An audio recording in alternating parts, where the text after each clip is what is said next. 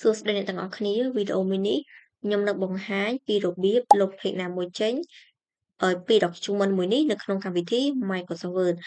ពេលនេះ page របស់ខ្ញុំគឺមាន3ទំព័រអ្នកគ្នាចុចកន្លែង page នេះមកដើម្បីស្រួល view page នេះដែលមានពាក្យថា page ហើយចំនួនលេខនេះគឺអាស្រ័យទៅលើចំនួន page របស់យើងដែលមានចឹងអ្នកគ្នាចុចកន្លែងហ្នឹងមកវានឹងចេញផ្ទាំងបែបនេះដើម្បីឲ្យយើងងាយស្រួល view មើល page របស់យើងឥឡូវនេះគឺខ្ញុំមាន3 page ហើយខ្ញុំនឹងធ្វើការលុប page ទី2ចេញដោយសារតែ page ទី2របស់យើងមានទិន្នន័យដូច្នេះជំហានដំបូងអ្នកទាំងអស់គ្នាត្រូវធ្វើការលុបទិន្នន័យទាំងអស់នោះជាមុនសិនអ្នកគ្នាអាចធ្វើការ select បែបនេះមកនេះ select ត្រឹមហ្នឹងមក select ទិន្នន័យទាំងអស់នៅក្នុង page ទី2ហើយយើងចុច key delete ក៏បានឬក៏ key backspace ក៏បានដែរឥឡូវនេះខ្ញុំនឹងធ្វើការចុច key delete តែប៉ុណ្្នឹងមក page ទី2របស់យើងគឺបានលុបហើយ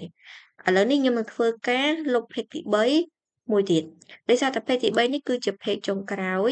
អញ្ចឹងមិនថា page ចុងក្រោយ page កណ្ដាល page ដំបូងមិនទេឲ្យតែ page នឹងមានទិន្នន័យអ្នកទាំងអស់គ្នាត្រូវធ្វើការលុបទិន្នន័យចេញពី page នោះជាមុនសិនយើងធ្វើការ select មកនេះទិន្នន័យក្នុង page ទី3 select ទាំងអស់រួចចុច backspace ក៏បានឬក៏ key delete ក៏បានដែរឥឡូវនេះខ្ញុំធ្វើការចុច backspace បន្ទាប់ពីលុបទិន្នន័យហើយយើងនឹងសល់page ទទេបែបនេះបន្ទាប់មកយើងចុច backspace មកឬក៏ delete ក៏បានដែរទាំងគ្នាទាំងពីរហ្នឹងគឺយើងប្រើបានដូចគ្នា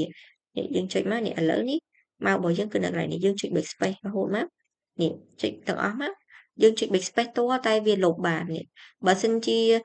page ហ្នឹងវាមាន space ច្រើនអញ្ចឹងអ្នកនរត្រូវចុច space ឲ្យរៀងច្រើនបន្តិចមកតែអានេះគឺយើងលុបបានសម្រាប់ហើយអញ្ចឹងវីដេអូនេះយើងមានតែប៉ុណ្្នឹងទេអរគុណ